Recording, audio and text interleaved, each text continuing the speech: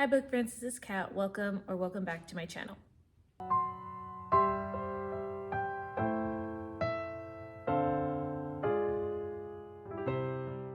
So for today's video, I'm going to give a review on the two books that I read for the Book of the Year series that I'm doing.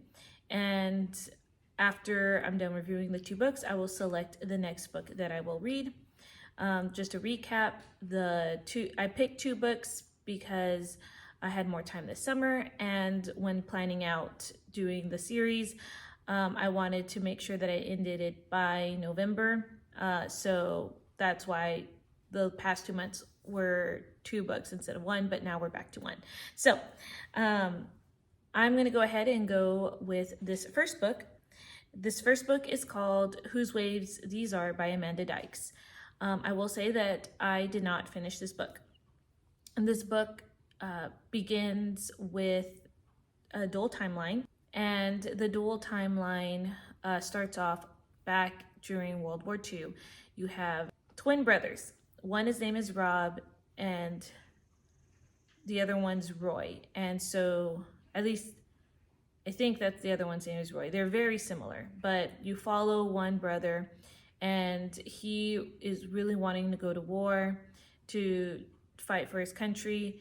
And then the older twin, or the other twin, recently got married, and basically the book starts off with one of them receiving a letter because of the draft, and it turns out to be the one who is married.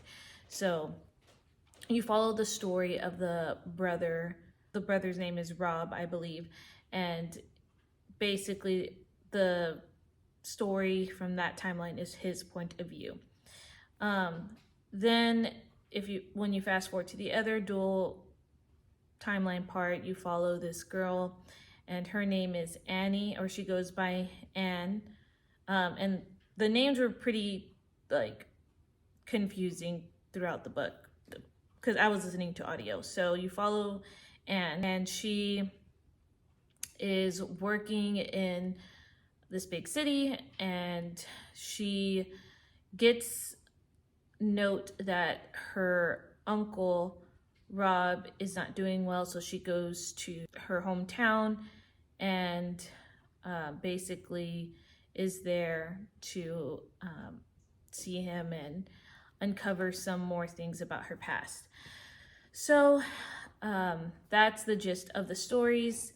I will say I didn't enjoy the present timeline as much as the World War II timeline.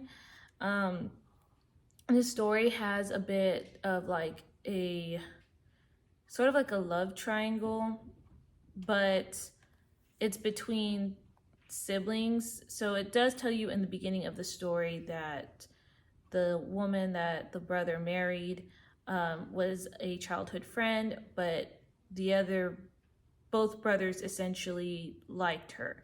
And so that's not really a trope that I like in general. So right off the bat, that was kind of a knock for me.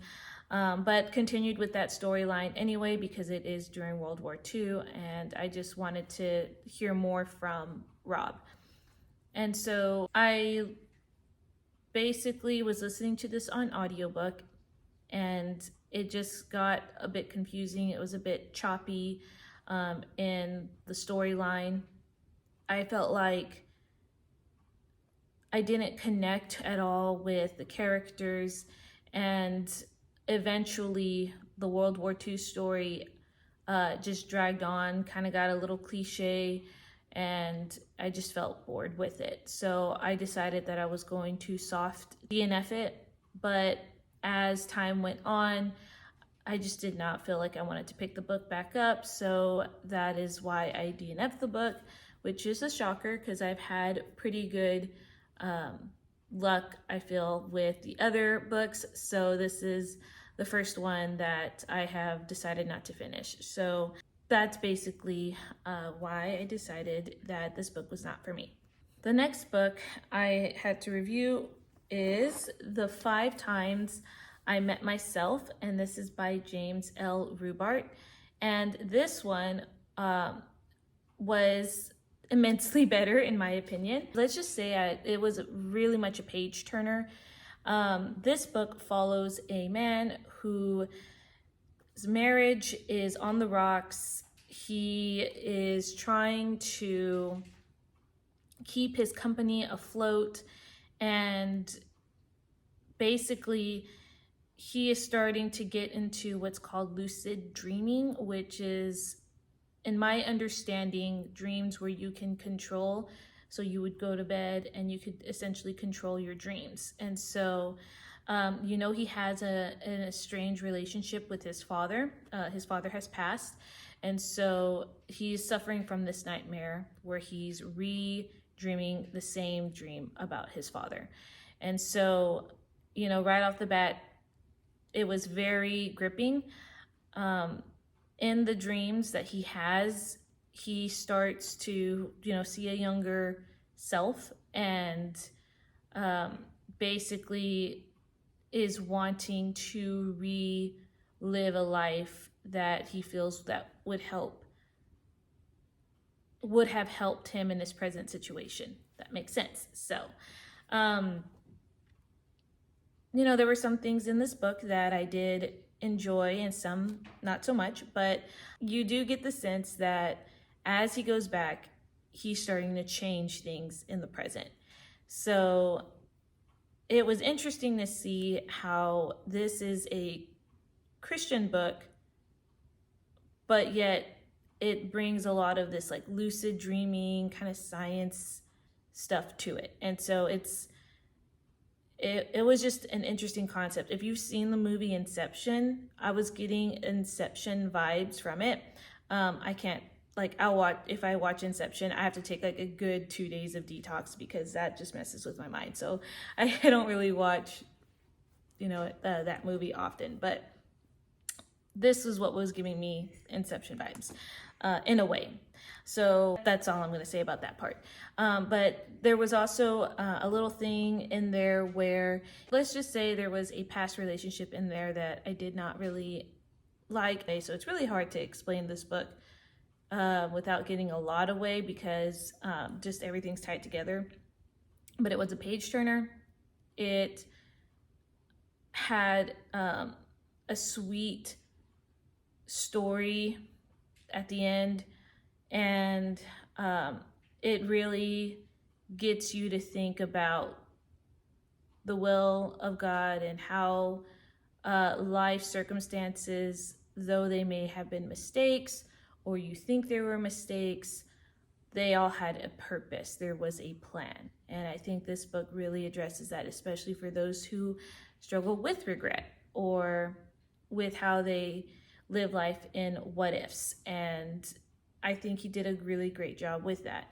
As far as the rating goes, I rated this a 4. And again, a lot of the little details of just how there were just some things in there that the character did that I didn't really agree with, nor that the whole lucid dreaming was kind of interesting to me, kind of weird, but still it was a great redemption story. Enjoyed it.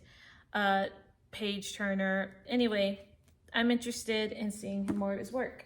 Okay, so enough of the rambling. Now it's time to pick what I will be reading for this next round. And as you can see on the screen, I spinned the wheel and it landed on Becoming Mrs. Lewis. So let me go ahead and get my laptop to read the synopsis. Okay, so it says Becoming Mrs. Lewis by Patti Callahan Henry. From New York Times bestselling author Patti Callahan comes an exquisite novel of Joy David-Man, the woman C.S. Lewis called My Whole World. When poet and writer Joy David-Man began writing letters to C.S. Lewis, known as Jack, she was looking for spiritual answers, not love. Love, after all, wasn't holding together her crumbling marriage. Everything about New Yorker Joy seemed ill-matched for an Oxford Don and the beloved writer of Narnia, yet their minds bonded over their letters. Embarking on the adventure of her life, Joy traveled from America to England and back again, facing heartbreak and poverty, discovering friendship and faith, and against all odds, finding a love that even the threat of death couldn't destroy. In this masterful exploration of one of the greatest love stories of modern times, we meet a brilliant writer, a fiercely independent mother, and a passionate woman who changed the life of this respected author and inspired books that still enchant us and change us. Joy lived at a time when women weren't meant to have a voice, and yet her love for Jack gave them both voices they didn't know they had. So, sounds interesting.